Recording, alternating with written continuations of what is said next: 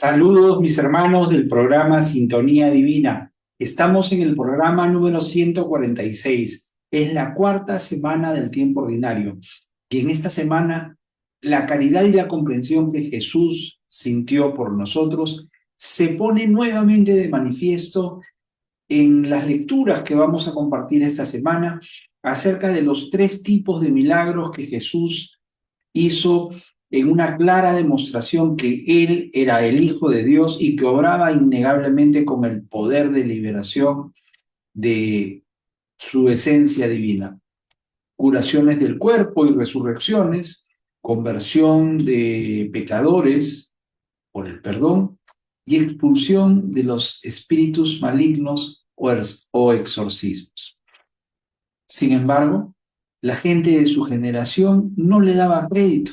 Por el contrario, lo persiguieron hasta darle muerte en la cruz. Reflexionaremos esta semana para que la semilla de la palabra didáctica y curativa de la que hablábamos la semana pasada, que fue la semana de la palabra, recordarán, el domingo tercero de tiempo ordinario, domingo de la palabra, y durante toda la semana pudimos reflexionar lecturas maravillosas acerca de la encarnación de la palabra y de la palabra que Jesucristo nos dejó. Entonces hablábamos de la parábola del sembrador y decíamos que la semilla debía caer en tierra fértil y además de fértil, tiene que ser muy generoso.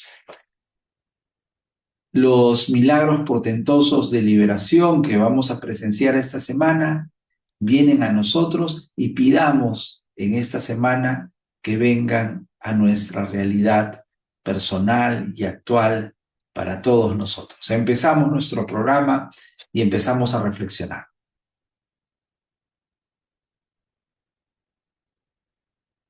Cuando se cumplieron los días de la purificación de ellos, según la ley de Moisés, llevaron a Jesús a Jerusalén para presentarle al Señor, como está escrito en la ley del Señor.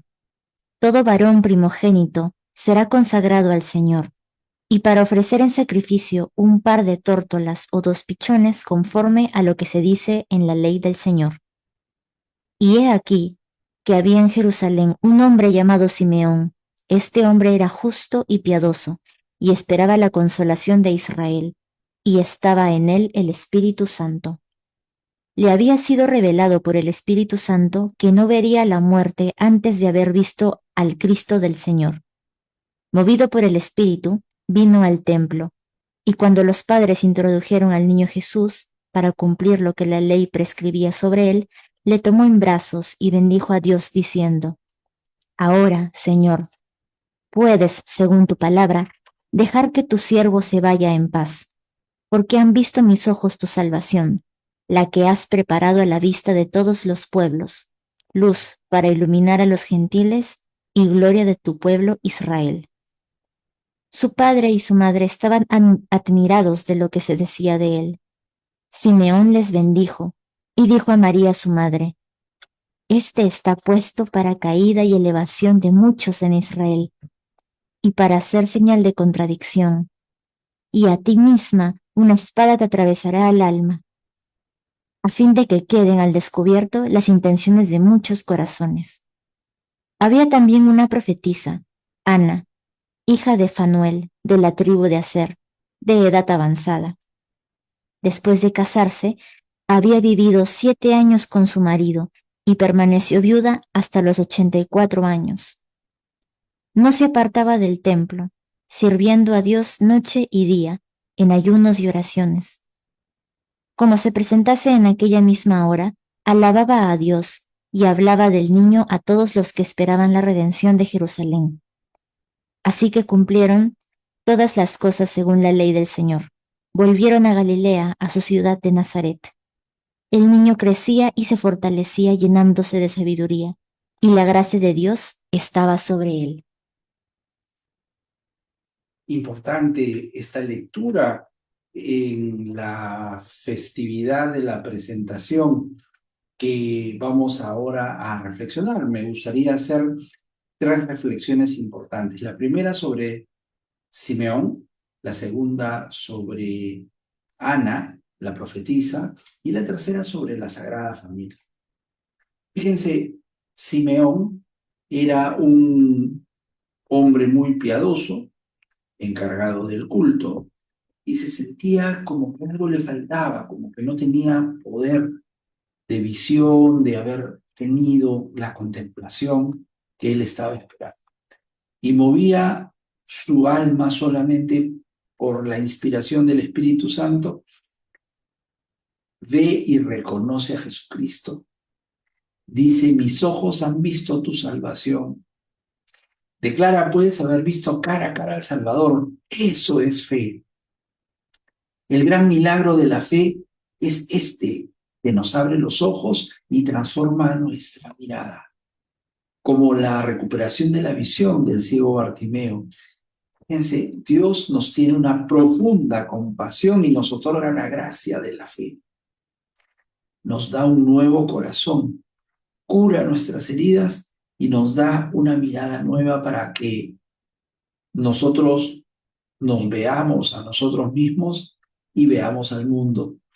¿Cuántas veces hemos usado en nuestro programa Sintonía Divina la figura de la luz de Cristo, luz para alumbrar a las naciones, ¿verdad? Justamente es lo que dice Simeón. Y esto coincide exactamente, esta lectura de la presentación coincide con la fiesta de la Candelaria, ¿no?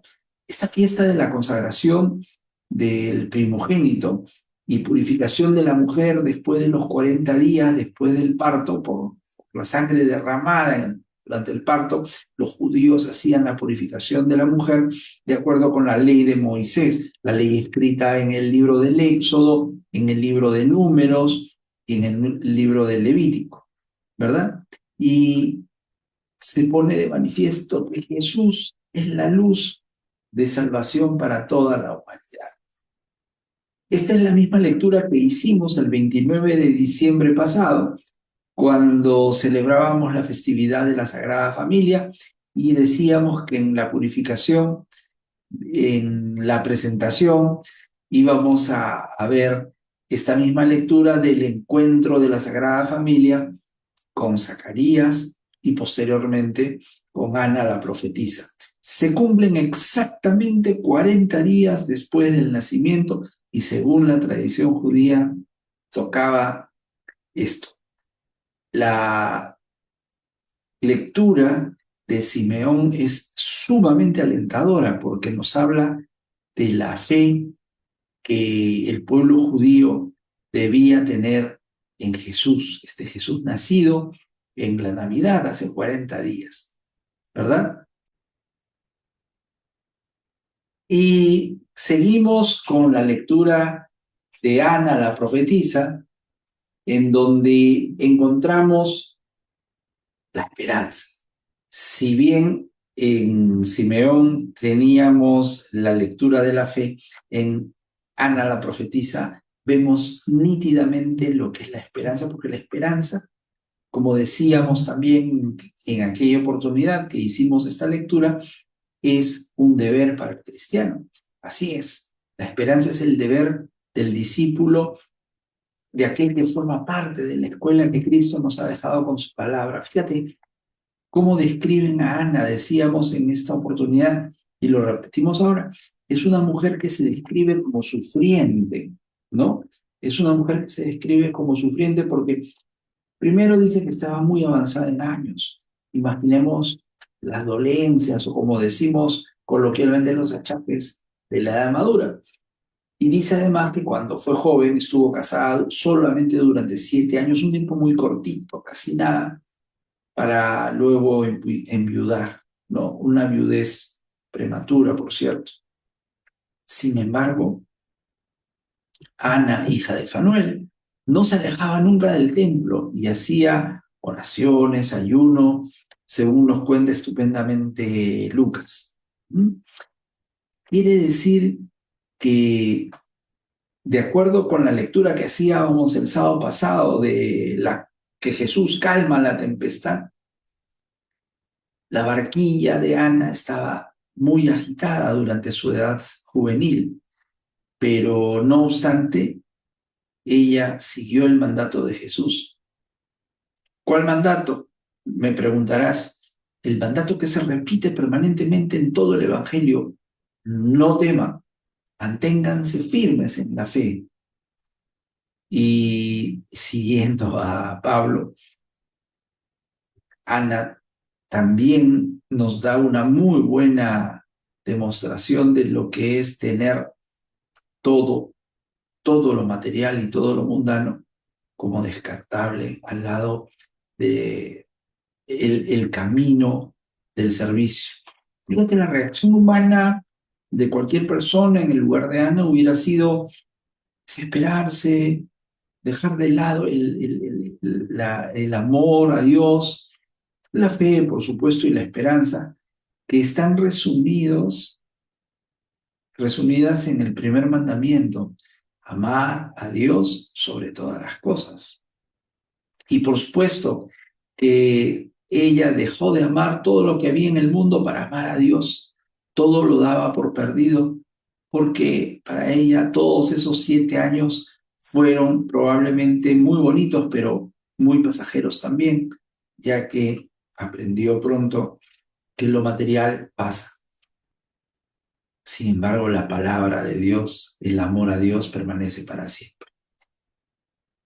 Número uno, para vivir la esperanza hay que abandonarse en el amor a Dios. Hay que abandonarse, completamente confiar con los ojos cerrados. Segundo, hay que abandonarlo todo. Hay que dejarlo todo de lado. Y tercero, debemos comprender que lo esencial es servir con generosidad a Dios nuestro Señor y a nuestros hermanos.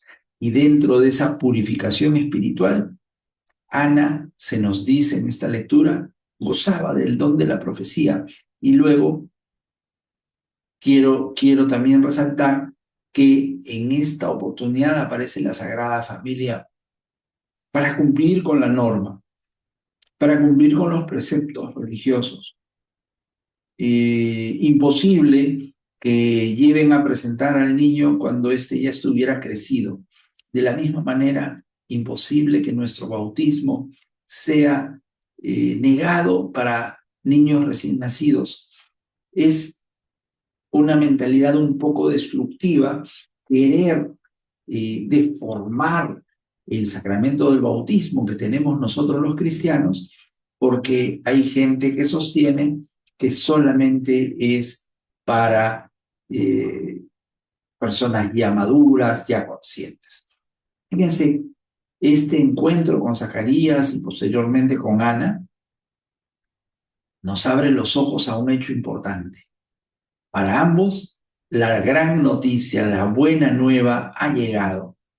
Todos aquellos que aguardaban al liberador, al Salvador, se sentían felices, pletóricos y muy contentos porque ya se había recibido la natividad del Salvador. Vamos a revisar ahora nuestro catecismo de la Iglesia Católica en el numeral 529, en donde se nos dice claramente: la presentación de Jesús en el templo lo muestra como el primogénito que pertenece al Señor. Con Simeón y Ana, toda la expectación de Israel es la que viene al encuentro de su Salvador. Jesús es reconocido como el Mesías tan esperado, luz de las naciones y gloria de Israel, pero también signo de contradicción. La espada de dolor predicha a María, anuncia otra oblación perfecta y única, la de la cruz, que dará la salvación que Dios ha preparado ante todos los pueblos. Muy bien, mis hermanos, esta lectura, entonces, en la que Lucas nos destaca la luz para las naciones que representaba a este niño, según lo señalado por Simeón, también nos narra la imagen feliz de la Sagrada Familia y nos dice con bastante precisión y una descripción estupenda que el niño iba creciendo, iba robusteciéndose en el hogar paterno, en la familia de Nazaret. Dios elige nacer en una familia, lo cual es una sociedad, la primera sociedad natural en donde el niño desarrolla todos sus valores, todas sus virtudes, justamente porque la familia ha sido instituida con un designio divino desde la creación. La casa de Nazaret, como la casa de todos nosotros, es escuela de vida cristiana. Recuerden que las familias somos iglesias domésticas porque allí aprendemos, entre otras cosas, a hacer crecer nuestra relación de fe, nuestra relación con Dios. Continuamos. 2. Jesús y sus discípulos llegaron a la otra orilla del mar, a la región de los Gerasenos. Apenas desembarcó, le salió al encuentro, de entre los sepulcros, un hombre poseído de espíritu inmundo. Y es que vivía entre los sepulcros. Ni con cadenas podía ya nadie sujetarlo. Muchas veces lo habían sujetado con cepos y cadenas, pero él rompía las cadenas y destrozaba los cepos, y nadie tenía fuerza para dominarlo. Se pasaba el día y la noche en los sepulcros y en los montes gritando e hiriéndose con piedras. Viendo de lejos a Jesús, echó a correr, se postró ante él y gritó con voz potente: ¿Qué tienes que ver conmigo, Jesús, Hijo de Dios Altísimo? Por Dios te lo pido, no me atormentes. Porque Jesús le estaba diciendo: Espíritu inmundo, sal de este hombre. Y le preguntó: ¿Cómo te llamas? Él respondió: Me llamo Legión, porque somos muchos. Y le rogaba con insistencia que no los expulsara de aquella comarca. Había cerca una gran piara de cerdos, paciendo en la falda del monte. Los espíritus le rogaron: Envíanos a los cerdos para que entremos en ellos. Él se lo permitió. Los espíritus inmundos salieron del hombre y se metieron en los cerdos. Y la piara, unos 2000, se abalanzó acantilado abajo al mar y se ahogó en el mar. Los porquerizos huyeron y dieron la noticia en la ciudad y en los campos. Y la gente fue a ver qué había pasado. Se acercaron a Jesús y vieron al endemoniado que había tenido la legión, sentado, vestido y en su juicio. Y se asustaron. Los que lo habían visto les contaron lo que había pasado al endemoniado y a los cerdos. Ellos le rogaban que se marchase de su comarca. Mientras se embarcaba, el que había estado poseído por el demonio le pidió que le permitiese estar con él. Pero no se lo permitió, sino que le dijo: Vete a casa con los tuyos y anúnciales lo que el Señor ha hecho contigo y que ha tenido misericordia de ti. El hombre se marchó y empezó a proclamar por la Decápolis lo que Jesús había hecho con él. Todos se admiraban.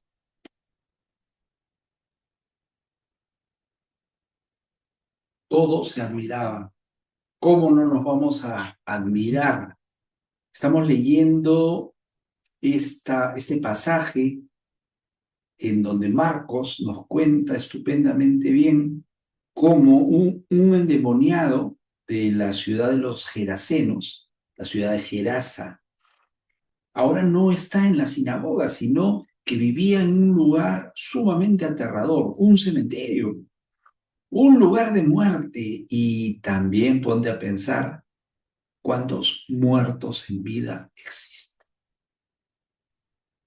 desde donde muchos hemos sido rescatados y convertidos. Me alegra mucho saber cómo actuó Jesús y cómo actuaría en mi caso. Le diría al demonio: sal de mi casa, ¿qué haces en mi morada? Yo deseo entrar, sal de este hombre, de esta morada preparada para mí, como nos decía San Clemente de Roma. Jesús dice que debemos disfrutar de la alegría de vivir. Claro que sí. En este evangelio nos dice claramente: estén alegres, no teman, pero el enemigo está allí, el mal está presente y nos roba la dignidad, nos roba la alegría. El mal es una idea abstracta, el demonio es una idea abstracta, pero luego se hace concreta en acciones guiadas por ustedes ya saben quién, el maligno, el enemigo, el demonio. ¿Han visto imágenes últimamente en los noticieros en donde la delincuencia está desbordada realmente en nuestras ciudades, en donde se ven en vivo y en directo asesinatos? En los noticiarios nos pasan actitudes de violencia que nuestros hermanos tienen y que no han puesto ningún reparo en ejecutar. Y estas acciones están guiadas por el espíritu inmundo que nos posee, que nos hace que nos hagamos daño, que nos lleva a fracasar. Son las fuerzas oscuras de las que nos habla Efesios 6, en donde nos pide resistir las maniobras del diablo, pues no nos estamos enfrentando a fuerzas humanas, dice San Pablo, sino a los poderes y autoridades que dirigen este mundo y sus fuerzas oscuras, los espíritus y fuerzas malas del mundo de arriba. ¿Y qué nos recomienda? Dice San Pablo, por eso pónganse la armadura de Dios para que en el día malo puedan resistir y mantenerse en la fila, valiéndose de todas sus armas. Les invito a seguir leyendo porque ahí está el secreto de lo que debemos hacer para vencer al enemigo. Porque el enemigo se apoderó de este hombre. Qué triste es esta lectura, leer que se pasaba el día y la noche en los sepulcros, en los montes, gritando, hiriéndose a sí mismo con piedras. Y viene Jesús con su poder liberador. Busca la conversión de las personas a través del perdón, la reconciliación. Busca exorcizarnos, sacarnos al demonio de adentro. Y estos demonios son arrojados en una piara de cerdos. El poder de Jesús siempre estará presente para luchar y salvar al hombre, liberar al hombre, porque es la voluntad del Padre que todos sus hijitos se salven sin que uno solo se pierda. Mateo 18, ¿verdad? Y aunque allí está el mal, el espíritu inmundo, no tengas dudas. Cristo peleará por tu salvación y no vencerá el diablo si tú no le dejas espacio, si tú no le abres la puerta, si tú no lo dejas entrar. Jesús lo hará. Claro, con la ayuda de la gracia divina todo es posible. Busca por eso, mi hermano, el sacramento de la reconciliación cuando el pecado mortal te ataque. Justamente en el marco de este año jubilar necesitamos revitalizar la misericordia de Dios y ganar en una la conversión del corazón. Y también te animo a que investigues cómo ganar las indulgencias plenarias, que es un camino excelso para la salvación y para poder llegar al cielo, que es lo que todos estamos esperando. Vamos a compartir una lectura sobre este tema en el 1856 del Catecismo de la Iglesia Católica, que nos dice: el pecado mortal que ataca en nosotros el principio vital, que es la caridad, necesita de una nueva iniciativa de la misericordia de Dios y una conversión del corazón que se realiza ordinariamente en el marco del sacramento de la reconciliación o de la confesión, ¿verdad?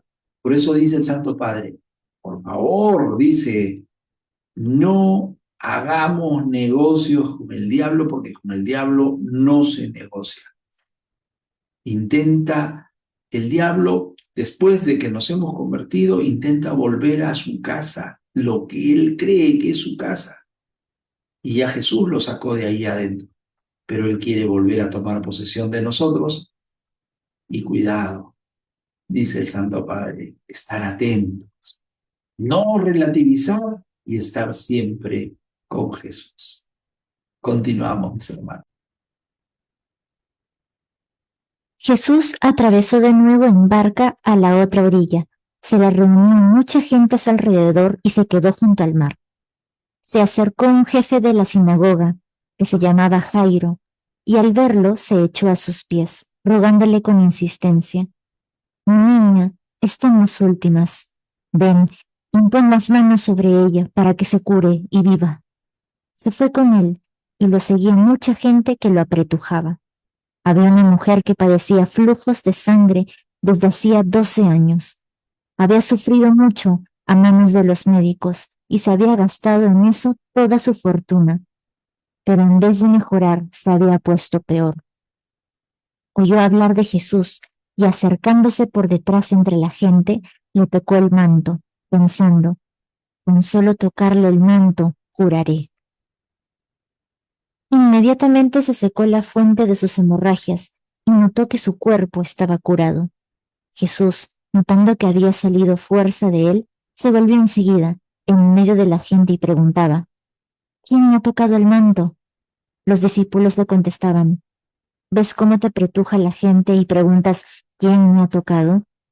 Él seguía mirando alrededor para ver a la que había hecho esto. La mujer se acercó asustada y temblorosa. Al comprender lo que había ocurrido, se le echó a los pies y le confesó toda la verdad. Él le dice: Hija, tu fe te ha salvado. Vete en paz y queda curada de tu enfermedad. Todavía estaba hablando cuando llegaron de casa del jefe de la sinagoga para decirle: Tu hija se ha muerto. ¿Para qué molestar más al maestro? Jesús alcanzó a oír lo que hablaban y le dijo al jefe de la sinagoga: No temas, basta que tengas fe. No permitió que le acompañara nadie, más que Pedro, Santiago y Juan, el hermano de Santiago. Llegan a casa del jefe de la sinagoga y encuentra el alboroto de los que lloraban y se lamentaban a gritos, y después de entrar les dijo: ¿Qué estrépito y qué lloros son estos? La niña no está muerta, está dormida. Se reían de él, pero él los echó fuera a todos, y con el padre y la madre de la niña y sus acompañantes, entró donde estaba la niña, la cogió de la mano y le dijo: Talita cumi, que significa: Contigo hablo, niña, levántate. La niña se levantó inmediatamente y echó a andar. Tenía 12 años y quedaron fuera de sí, llenos de estupor. Les insistió en que nadie se enterase y les dijo que dieran de comer a la niña.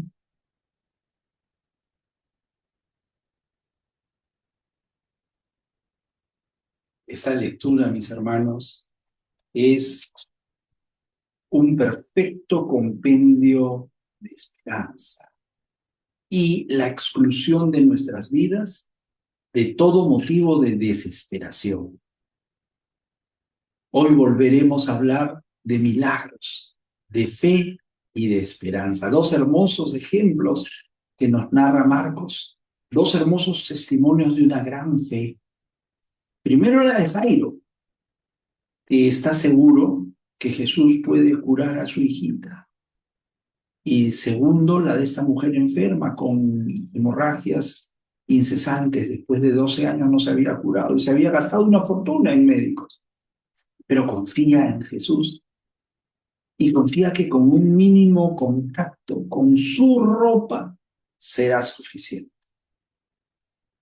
Como me hace acordar a estos hermanos que tocan el anda del Señor de los Milagros o que tocan con fe alguna túnica, alguna reliquia santa, porque saben que Jesús responderá a esa fe, no porque crean que ese manto o esa imagen que refleja a Jesús crucificado, que es nuestro Señor de los Milagros, sea una divinidad, un tótem o un ídolo como nos acusan muchas veces.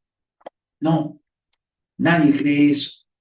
Todos sienten que la fe se vuelve algo que se puede tocar y conseguir solamente con oración, pidiéndole a Dios. Jesús te va a responder siempre, ¿eh? Nos va a responder siempre, como le respondió a Jairo y a la hemorroísa, porque son personas que tienen fe. Y por eso, por tener fe, hija, tu fe te ha salvado. Y ni siquiera ella le había hablado a Jesús. Solamente lo había tocado y él había preguntado, ¿quién me ha tocado? Jesús le concede el favor que esta mujer hemorroísa había ido a buscar. Jesús, el Hijo de Dios Todopoderoso, hoy nos quiere enseñar que a veces nosotros no tenemos fe. O teniéndola, no hacemos uso de ella en nuestras vidas, especialmente cuando surgen los momentos difíciles, las desgracias, los problemas. Fíjate cómo actúa Jesús benignamente para los que tienen fe. Esta mujer que tenía flujos de sangre no tenía científicamente cura. Y era peor todavía porque era considerada impura, ya que la sangre era motivo de alejamiento, porque se consideraba pues que era la impureza de una persona sangrante, ¿no? Por esa razón estaba prohibida de acercarse a nadie. Sin embargo, se arriesgó. No la iban a dejar acercarse al maestro, pero ella se arriesgó. ¿Qué le quedaba? Tenía que darlo todo por el todo. Eso es la fe, cuando lo damos el todo por el todo. Tocó los flecos del manto de Jesús y Jesús le dijo, tu fe te ha curado. Vete en paz y con salud. Date cuenta que esta lectura nos dice que tú y yo tenemos que hacer algo que muy chiquitito, es muy poquito. Lo que tenemos que hacer es simplemente acercarnos. Y luego Cristo lo va a hacer todo. Porque Jesús es el verdadero Mesías y Él tiene palabras de vida eterna. ¿A dónde iremos, Señor? Le dice Pedro. ¿A dónde iremos, Señor? Ya sabemos que obró 3 resurrecciones. Y con esto damos pie a la lectura de la resurrección de la hija de quien realmente se acercó a Jesús con mucha humildad y con mucha fe, porque le dijo, solamente ordénalo y podemos salvar a mi hija, que ya está en las últimas. Sabrá Dios con alguna enfermedad muy grave, muy delicada. Sin embargo, cuando llegan a la casa de Jairo, maestro, la hija ya estaba muerta. Y Jesús le dijo, no hay motivos para desesperarse, porque para Jesús la muerte era como estar dormido. La gente le decía, oye Jairo, ya no molestes al maestro, ya no tiene caso. ¿Te acuerdas que en programas pasados la fe era nuestro mensaje importante? ¿Te acuerdas que era el mensaje más importante de nuestro evangelio del sábado de la semana pasada? En donde Jesús calma la tempestad y Jesús les pregunta a los aterrados discípulos, ¿todavía no tienen fe? Justamente sobre esto hay un numeral muy bonito del catecismo, el catecismo de la Iglesia Católica, que leemos continuamente para aprender un poco más, en donde constatamos que Jesús escucha nuestras oraciones. Dice, Jesús escucha la oración, 26:1-6. La oración a Jesús ya ha sido escuchada por él durante su ministerio, a través de signos que anticipan el poder de su muerte y de su resurrección. Jesús escucha la oración de fe expresada en palabras del leproso, de Jairo, de la cananea, del buen ladrón, el silencio de los portadores del paralítico, de la hemorroísa que toca el borde de su manto, de las lágrimas y el perfume de la pecadora, la petición apremiante de los ciegos, ten piedad de nosotros, hijo de David. Oh, hijo de David, Jesús, ten compasión de mí. Ha sido recogida en la tradición de la oración a Jesús. Señor Jesucristo, Hijo de Dios, ten piedad de mí. Soy pecador. Jesús va sanando enfermedades o perdonando pecados. Jesús siempre responde a la plegaria del que le suplica con fe. Fe en paz. Tu fe te ha salvado. ¿Está claro? Yo creo que sí. Está muy claro. Jesús escuchará tu oración. 1, si es persistente. 2, si es con fe. Y 3, si tú pides conforme al plan de Dios, el plan que Dios tiene para ti. Oremos con fe, mis hermanos, tomemos la iniciativa como la mujer hemorroísa, como Jairo pidiendo, como el leproso, como el ciego Bartimeo, como la mujer cananea, como el buen o humildemente como acabamos de leer, pero con fe como los buenos amigos del paralítico. Esta mujer hemorroísa toca el vestido, portentosamente queda curada. Igualmente queda convertida, le hace curada la prostituta que invierte en su oración silenciosa con lágrimas de arrepentimiento y perfume. Estos, mis hermanos, son los milagros de conversión, de sanación de enfermedades y de resurrección que Jesús obró. Recuerda siempre lo que te voy a decir. El pecado ya ha sido vencido con la infinita misericordia de nuestro Dios Padre, que nos envió a su Hijo para que fuéramos salvados. Jesús se dirigió a su ciudad y lo seguían sus discípulos. Cuando llegó el sábado, empezó a enseñar en la sinagoga. La multitud que lo oía se preguntaba asombrada, ¿de dónde saca todo eso? ¿Qué sabiduría es esa que le ha sido dada? ¿Y esos milagros que realizan sus manos? ¿No es este el carpintero, hijo de María, hermano de Santiago, y José, y Judas y Simón? ¿Y sus hermanas no viven con nosotros aquí? Y se escandalizaban a cuenta de él. Les decía, no desprecien a un profeta más que en su tierra, entre sus parientes y en su casa. No pudo hacer allí ningún milagro, solo curó a algunos enfermos imponiéndoles las manos, y se admiraba de su falta de fe, y recorría los pueblos de alrededor enseñando. ¡Qué triste! Dice que Jesús no pudo hacer nada con esta gente por falta de fe. Claro, el dicho que nosotros sabemos como que nadie es profeta en su tierra es muy cierto. San Marcos nos toca hoy el corazón para hablar de este episodio en donde resalta la lamentable falta de fe, falta de esperanza. El escenario, una sinagoga en Nazaret, en el pueblo donde Jesús se había criado, la familia sagrada de Nazaret, ¿recuerdas? Su pueblo donde había crecido, no donde había nacido, había crecido. Y cuando empezó su ministerio se puso a enseñar en el entorno más cercano, en el entorno familiar, Nazaret. Primero grupos chicos, como estamos viendo en la ilustración, en una sinagoga, para proclamar su misión. Allí todos lo conocían muy bien desde niño. Le admiraban, pero no confiaban en él porque era uno más de ellos. Es lo que nos dice esta lectura. Este joven es un vecino, es un joven que vive acá al costado, es hermano de...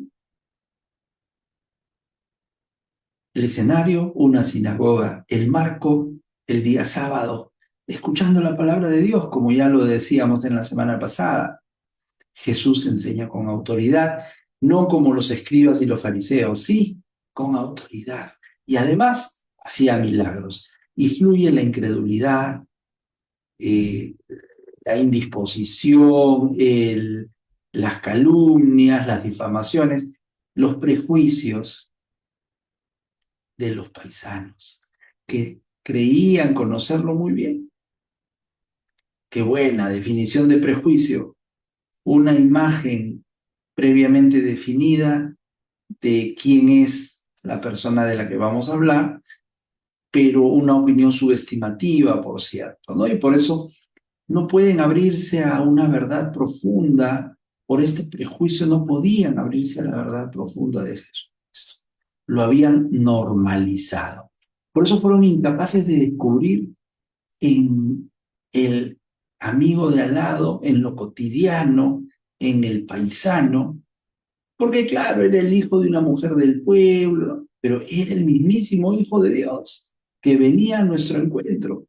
El Evangelio, vuelvo a repetir, termina muy tristemente. Jesús no pudo, quiso, pero no pudo hacer allí ningún milagro.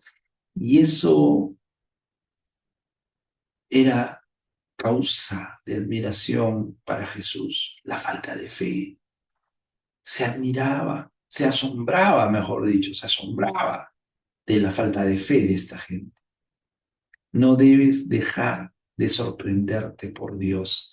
Debemos de tener siempre la costumbre de asombrarnos del milagro de Dios, el milagro de cada día. Justamente cuando sucede el encuentro con Dios, date cuenta que hay palabras y acciones de Dios que son visibles y son admirables. Jesucristo aquí nos da una super lección de lo que ante la falta de fe Él puede hacer y no puede hacer. Pero con la fe va a hacer grandes milagros en donde se va a manifestar el poder de Dios. Pero, ¿qué nos hace sentir la necesidad que tenemos de Él en nuestra vida? Y eso lo tenemos que reflexionar y analizar muy bien. Nos hemos acostumbrado a oír tanto hablar de Jesús. A veces digo, este programa debe ser un poco aburrido porque siempre hablamos de Jesús. Nos cuesta todavía trabajo reconocer que Jesús es nuestro Rey, es nuestro Dios. Mucho más nos va a costar reconocer a Jesús en las personas que nos rodean todos los días, especialmente las personas más humildes y más sencillas. Como decía el Papa Francisco, los santos de la puerta de al lado. ¿Cómo nos cuesta reconocer el valor de nuestros hermanos cuando nos hablan de la palabra de Dios o nos hablan de Dios? No les damos crédito, no le damos importancia. ¿Por qué? Que simplemente los conocen. Y tenemos prejuicios. Y nos fijamos más en sus defectos, en su pasado, aunque nos esté compartiendo algo positivo. Le queremos bajar la llanta, como decimos aquí en el Perú. Por eso oramos a Dios para que nos permita el Señor descubrirlo cuando Él entra en nuestra cotidianeidad. Que nos permita escucharlo cuando Él nos hable con su palabra. Permítelo, Señor, descubrirte cada vez que nos acompañas con la efusión del Espíritu Santo y la acción de tu Hijo Jesucristo. Te aceptamos en nuestra vida diaria, permanentemente, Señor, con todas tus bondades, con todos tus dones, con todo lo que tienes para nosotros. Continuamos. Jesús llamó a los 12 y los fue enviando de dos en dos, dándoles autoridad sobre los espíritus inmundos. Les encargó que llevaran para el camino un bastón y nada más, pero ni pan, ni alforja, ni dinero suelto en la faja, que llevasen sandalias, pero no una túnica de repuesto. Y decía, quedaos en la casa donde estéis, hasta que os vayáis de aquel sitio. Y si un lugar no os recibe ni os escucha, al marcharos, sacudíos el polvo de los pies, en testimonio contra ellos. Ellos salieron a predicar la conversión, echaban muchos demonios, ungían con aceite a muchos enfermos y los curaban.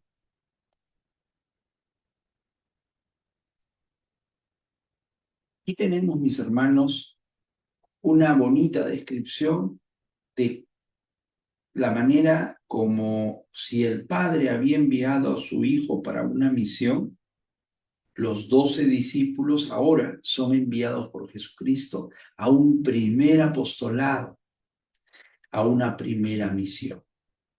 Ellos iban por delante, dice la lectura, preparando el encuentro con Jesús a los lugares donde él pensaba ir. Fíjense, quiero que nos pongamos en contexto en el 27, en el 2772 del Catecismo de la Iglesia Católica, donde nos habla cuál es el deber de los cristianos. No, perdón, el 2472. El deber de los cristianos de tomar parte en la vida de la Iglesia los impulsa a actuar como testigos del Evangelio y de las obligaciones que de él se derivan. Repito, testigos del Evangelio y de las obligaciones que de él se derivan. Este testimonio es transmisión de la fe en palabras y obras. El testimonio es un acto de justicia que establece o da a conocer la verdad. Está claro cómo debe ser esa misión, cómo debemos evangelizar a nuestras comunidades. Primero, remar mar adentro, ponerse en camino. Son varios los aspectos que van definiendo cómo debe ser nuestra misión. Pero primero, antes de ver cuáles son esos aspectos, esas descripciones, entremos y pongámonos en camino. Número 2, pongámonos en las manos de la providencia de nuestro Padre. Abandonémonos como servidores humildes y por eso dice Jesús en esta lectura, lleven un bastón, un cayado y nada más. Nada de posesiones, nada. O sea, cuando habla de las posesiones es que renunciemos a lo material, al poder. No lleven ni pan, ni alforjas, ni dinero, ni una túnica. No, solo una túnica. No estén pasando, quedándose en un solo lugar, sino vayan casa por casa, familia por familia. Además dice que hay que amar a los hermanos con todo el alma y vivir con amor. Esta misión, con pasión, esta misión, como decía San Pablo, ¡ay de mí si no lo hago! Jesús ahora nos encomienda esa misma misión a ti y a mí. Finalmente, número 3, dice la lectura que los manda de 2 en 2 acompañados. ¿Y por qué será? Ya lo hemos dicho en este programa, por si uno falla. Tú me dirás, ¿y si fallan los dos? Es que no van 2, van 3 porque van con Jesucristo. Y Jesucristo les va a dar soporte. Entonces, mis hermanos, estos rasgos, estas características no tienen pierde. Es que todos estamos llamados a dar testimonio de aquel en quien creemos. Más que dar de lo que tenemos, demos de lo que somos. Por sencillo, por pequeño que sea esto.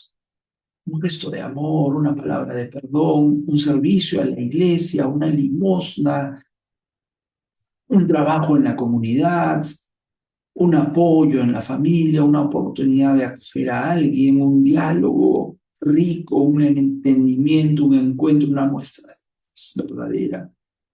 Y así nuestro ministerio será vivido con humildad. Nuestro testimonio consiste en transmitir nuestra fe en obras y palabras. Si faltara en algún momento la pureza, si se incurriese en pecado, no importa. El envío no va a disminuir, el envío va a seguir ahí. Estamos dotados del Espíritu Santo, no te olvides, pero también tenemos flaquezas, tenemos debilidades y el perdón se va a hacer presente también para los enviados. siempre seremos enviados nuevamente, seremos recibidos en el sacramento de la reconciliación y nuestra pureza, mancillada en algún momento por el pecado, va a ser nuevamente purificada y renovada en la confianza que el Señor tiene en nosotros, diciéndonos, ponte en camino nuevamente. Acuérdate que en este año jubilar 2025, peregrinos en la esperanza, existe la posibilidad de recurrir a las indulgencias plenarias. Investiga un poquito, entérate y vas a ver de que hay esta posibilidad permanentemente. Entonces, ellos salieron, los discípulos enviados, primero predicaron la conversión, anunciaron la buena noticia del reino de Dios. Número dos, echaban a demonios, dice, ¿no? Echaban demonios, ungían con el aceite. En tercer lugar, muchos enfermos y los curaban. Aquí está el sacramento de la unción de los enfermos. El Concilio Vaticano II nos recuerda que la vocación del cristiano, la vocación del apostolado cristiano para un crecimiento espiritual eficaz, debe ser tal que ningún miembro de la comunidad debe estar pasivo, porque si es inútil para la iglesia, resultará siendo inútil para sí mismo. Como la fama de Jesús se había extendido, el rey Herodes oyó hablar de él. Unos decían, Juan el Bautista ha resucitado de entre los muertos, y por eso las fuerzas milagrosas actúan en él. Otros decían, es Elías. Otros, es un profeta como los antiguos. Herodes al oírlo decía, es Juan, a quien yo decapité, que ha resucitado. Es que Herodes había mandado a prender a Juan y lo había metido en la cárcel encadenado. El motivo era que Herodes se había casado con Herodías, mujer de su hermano Filipo, y Juan le decía que no le era lícito tener a la mujer de su hermano. Herodías aborrecía a Juan y quería matarlo, pero no podía, porque Herodes respetaba a Juan, sabiendo que era un hombre justo y santo, y lo defendía. Al escucharlo, quedaba muy perplejo, aunque lo oía con gusto. La ocasión llegó cuando Herodes por su cumpleaños dio un banquete a sus magnates, a sus oficiales y a la gente principal de Galilea. La hija de Herodías entró y danzó, gustando mucho a Herodes y a los convidados. El rey le dijo a la joven, pídeme lo que quieras, que te lo daré. Y le juró, te daré lo que me pidas, aunque sea la mitad de mi reino. Ella salió a preguntarle a su madre, ¿qué le pido? La madre le contestó, la cabeza de Juan el Bautista. Entró ella enseguida a toda prisa, se acercó al rey y le pidió, quiero que ahora mismo me des en una bandeja la cabeza de Juan el Bautista. El rey se puso muy triste, pero por el juramento y los convidados no quiso desairarla. Enseguida le mandó a uno de sus guardias que trajese la cabeza de Juan. Fue, lo decapitó en la cárcel y trajo la cabeza en una bandeja y se la entregó a la joven. La joven se la entregó a su madre. Al enterarse sus discípulos, fueron a recoger el cadáver y lo pusieron en un sepulcro.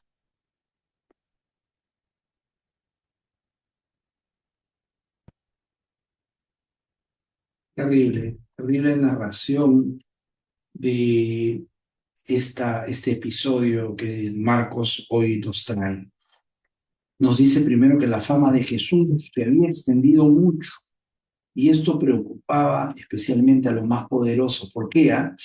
Vamos a ver por qué. Herodes, por ejemplo, pensaba que Jesús era Juan Bautista que se había reencarnado. Y allí se pone a pensar como en las películas modernas, ¿no? Vemos al personaje que en el presente se pone a pensar en lo que ha ocurrido tiempo atrás y las escenas del tiempo anterior se empiezan a reproducir, lo que se conoce como flashback. Muy bien, y en ese flashback hay un episodio que Herodes empieza, dice, pero yo decapité a Juan Bautista, sí pues. Juan Bautista, el precursor, el que anunció a Jesús, un hombre justo, santo, honrado, sincero, pero incómodo. La muerte de Juan Bautista. En realidad, la muerte de Juan Bautista se celebra el 29 de agosto de todos los años, ¿no? Es el día de la memoria de Juan Bautista y de su martirio. Pero este fue un presagio de lo que le esperaba a Jesús y a cualquiera de nosotros que trate de vivir de manera coherente el Evangelio. ¿Por qué? Número uno, Juan Bautista era muy arriesgado para anunciar la verdad y denunciar sin pelos en la lengua, como decimos, aquello que es ilícito, que es inmoral, que es incorrecto. Herodes convivía con la hermana con la esposa de su hermano, Herodías. El hermano Filipo estaba casado con Herodías, pero sin embargo tenía una relación adulterina. Número dos, Juan Bautista era un hombre justo y santo, dice la palabra. Era fiel a la verdad. Y en opinión del rey Herodes Antipas, tenía mucha simpatía porque denunciaba las injusticias y al rey Herodes le dijo en su cara pelada que era infiel. Por eso le temía, le respetaba y hasta le gustaba conversar con él. Se quedaba perplejo con las conversaciones, pero sin embargo lo oía y lo respetaba, lo oía con mucho gusto. Al final él hacía lo que quería, no le hacía caso a Juan Bautista, pues tenía un amante, ¿no? El pecado de la carne, la esclavitud de las pasiones, es lo que nos aleja del amor de Dios. Cuando la sexualidad ha sido creada por Dios dentro del matrimonio y dentro de una familia, ¿verdad? Bueno, es un tema aparte que en algún momento tocaremos, pero repito, volvamos al tema.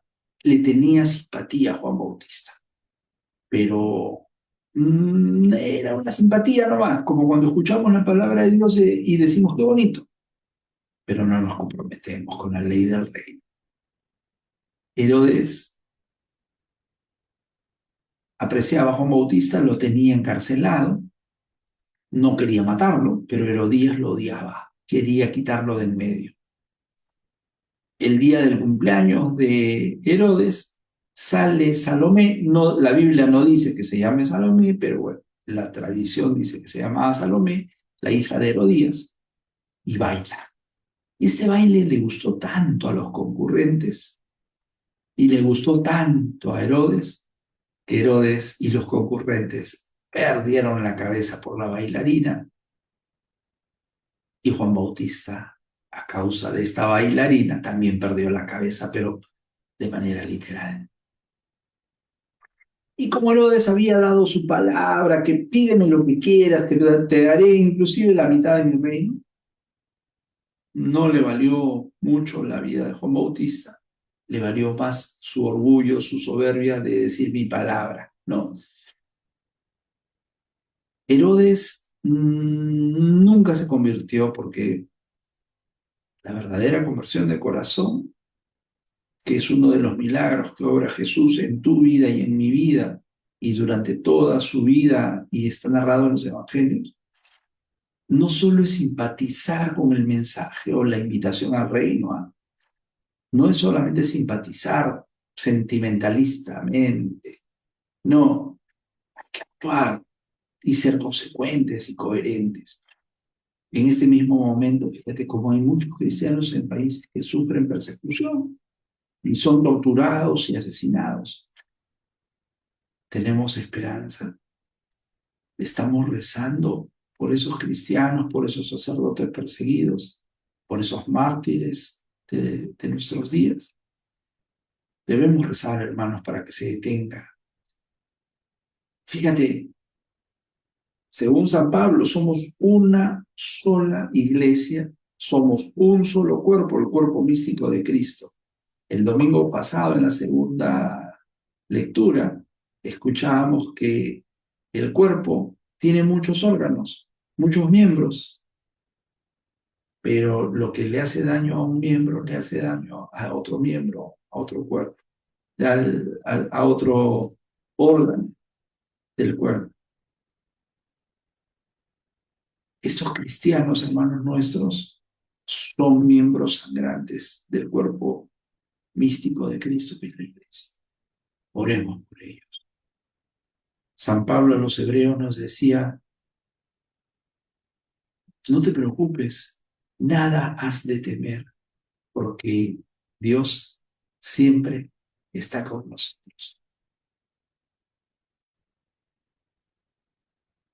Los apóstoles volvieron a reunirse con Jesús y le contaron todo lo que habían hecho y enseñado.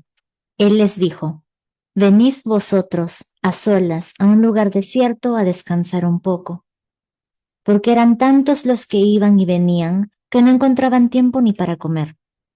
Se fueron en barca a solas a un lugar desierto. Muchos los vieron marcharse y los reconocieron. Entonces, de todas las aldeas fueron corriendo por tierra a aquel sitio y se les adelantaron. Al desembarcar, Jesús vio una multitud y se compadeció de ella, porque andaban como ovejas que no tienen pastor, y se puso a enseñarles muchas cosas.